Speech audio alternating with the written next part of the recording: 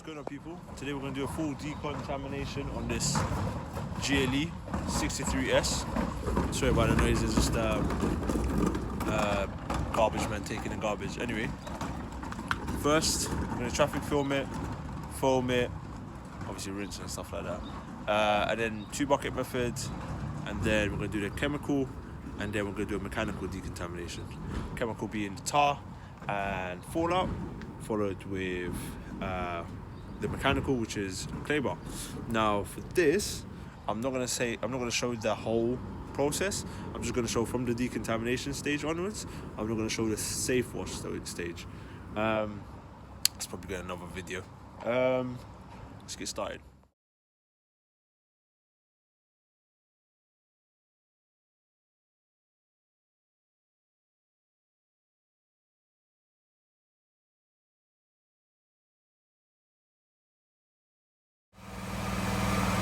So excuse my loud generator over there.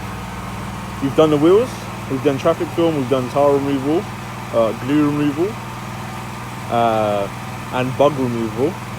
Now we're doing the foam application to bring all of that down. Now this is just the first stage of tar removal and glue removal.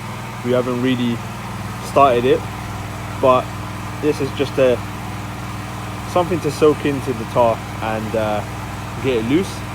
And then we've got another stage left for any bits of tar that needs doing. So essentially this is the first stage is a spray on and a wash off, and the next stage is going to be a rub.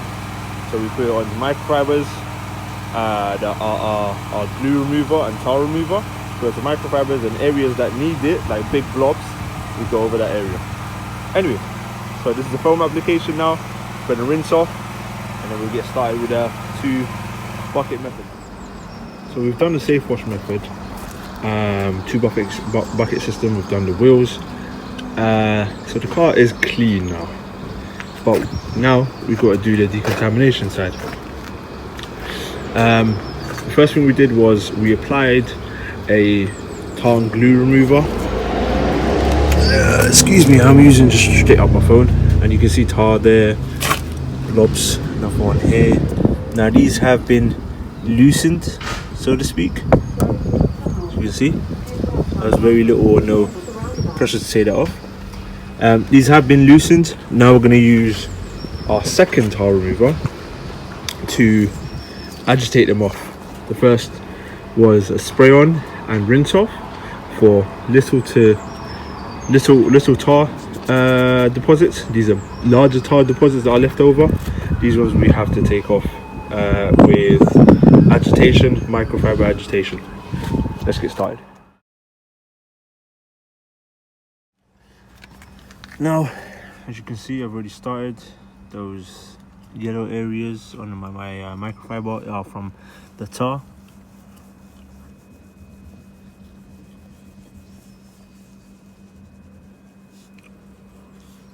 It's off. We're taking off the big bits. These smaller dots you can see, these are not tar.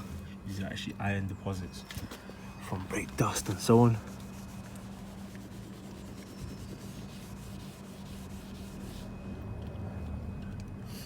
Let's carry on.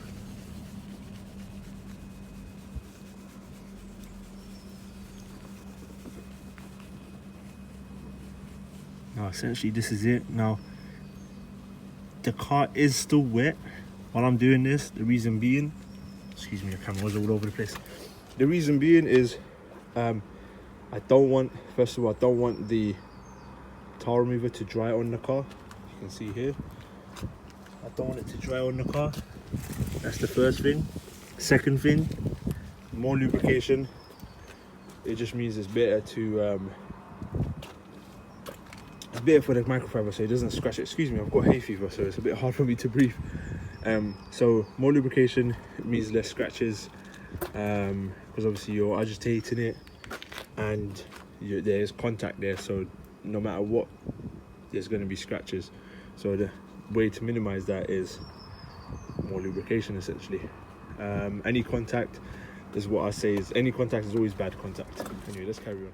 So we are done with the tar removal stuff. As you can see, the big blobs are gone. And next up, we've got the other chemical side, which is the fallout. We're going to do the fallout now. And we'll go from there. Now, because we're working in indirect sunlight, what I like to do is firstly start from the top. I'm going to work my way down. And on top of that, so this is my fallout. Use your fallout of choice, wherever it may be. Work my way down. Now I'm just going to do a little example here. As you can see, and obviously to the bottom. This panel, I already sprayed the car down. One, to get rid of any tar that was left, any tar remover that was left. And also to get the panel wet. I like to work on a wet panel, especially when I'm outside. The reason being, it has more time to dry. And well, first we don't want it to dry, but it's more time to dry, so it dries slower. And on top of that, it's also cooler on the panel, so it doesn't dry as fast as well. Essentially, I like to keep water on the car, on the panel, and then spray my solution. If I was on inside somewhere, it would be a bit different. I would do it straight with a dry panel, but I like to use a wet panel to apply it. Reason being, because I don't want it to dry. We've already got fallout coming up, as you can see. It's crazy. Another thing you can do, now I'm just using this area as a little test panel so you guys can see it, is if, say for example, you've seen all the reaction and there's nothing really happening, if it's still wet, you can move it about just to agitate anything that hasn't been agitated. But again, it's your choice, and this depends on your how much depends on your skill level as well, obviously. It depends on how much you want to get out of it. What you can also do is rinse this down and then put another layer, depending on how contaminated everything is. And yeah, let's carry on. So we've done the first application. As you can see, I might need to do another application on this car because it is very, very contaminated. Immensely contaminated.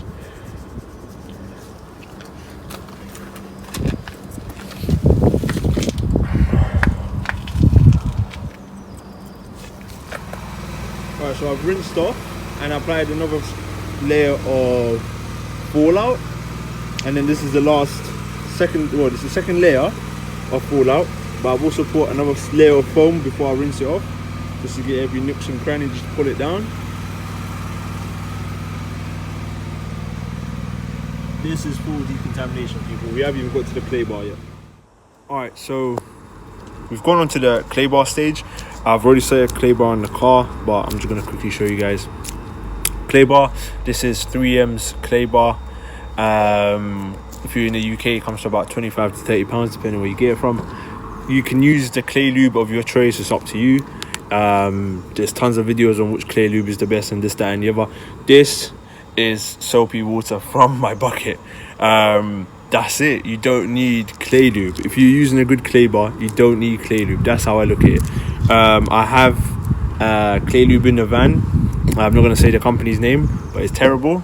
I don't even know why I have it. Honestly, I'm probably just going to give it to someone. I don't need it.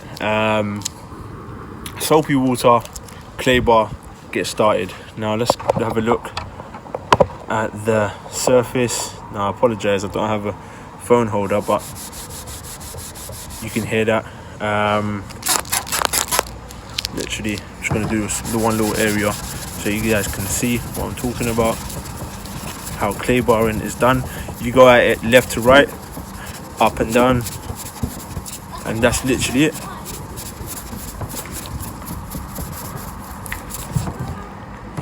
Clay bar, no more noise. Noise there, no noise there. That's literally it. That's it. Left, right, up, down, boom. But it's the things that you have to do prior to this, the prepping, the chemical stuff you have to do. That's gonna take a lot of time and a lot of skill, and also great amount of products. I mean, these are expensive as well. So you see here, I'm gonna talk about the clay bar and what each thing is. You see those shades of brown? The area there, area here. That is tree sap. these dots here are tar. This is also tar, so that tells you what you're taking off. Now with other stuff, other contaminations, they're a lot smaller, so it's harder to see on the clay bar, but those are the main things that you're taking off. Now, like I said, we've already done the tar and all that good stuff, but there are areas where we didn't see properly or whatever, and this is the final step, hence the clay bar is the final step. So it takes off everything, anything that you've also missed, any tar, anything like that, this takes it off. So you guys can see it's a bit wet because I just did a rinse. Now I'm going to talk about a couple of things. First things first, if you were to do some paint correction or machine polishing, whatever you want to call it, this is the point that you start. First, you would obviously wait for it to dry, and then this is the point that you start machine polishing. Now, second thing, some detailers might turn around to you and say, well, if you're going to decontaminate it, you might as well get it polished as well. The reason they're saying that is, one, that is true. I mean, this is the perfect time. You've done some of the hard work, at least 1/3 of the hard work, so the rest can be machine polished. And also, clay bars are abrasives, so they will scratch your car.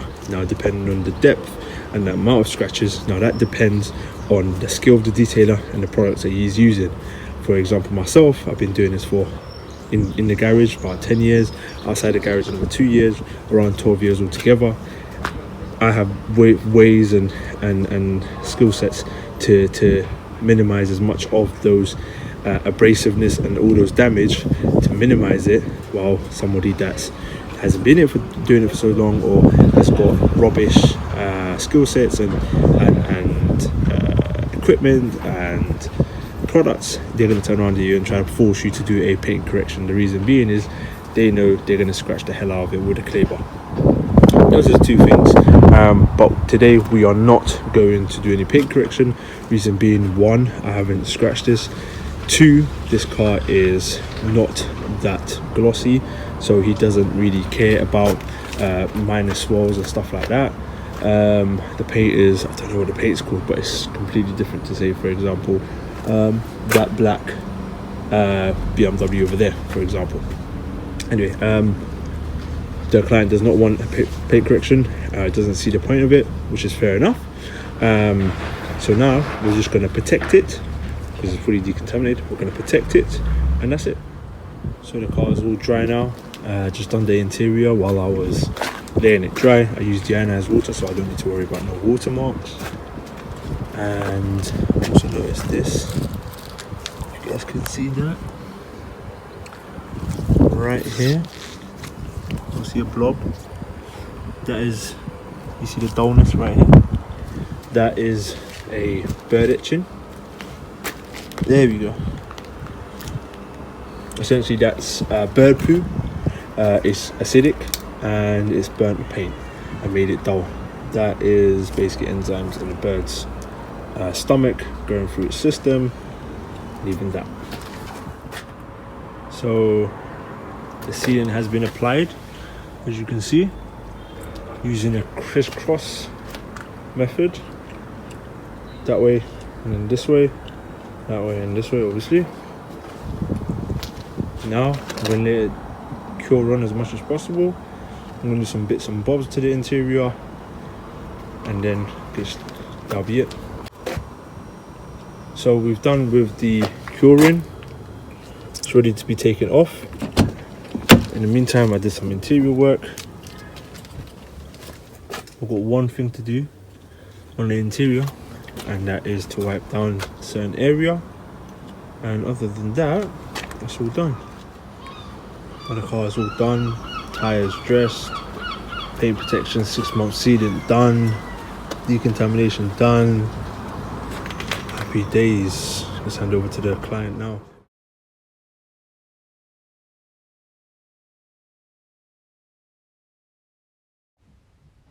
Guys, so thank you so much for watching the video. Sorry, I've got a bit of hay fever. My nose is a little bit blocked. Please follow me on Instagram, KC_details. Stay tuned for more videos coming. Again, thank you so much. I would appreciate a like. a comment if possible. But again, thanks so much for watching. See you guys in the next video.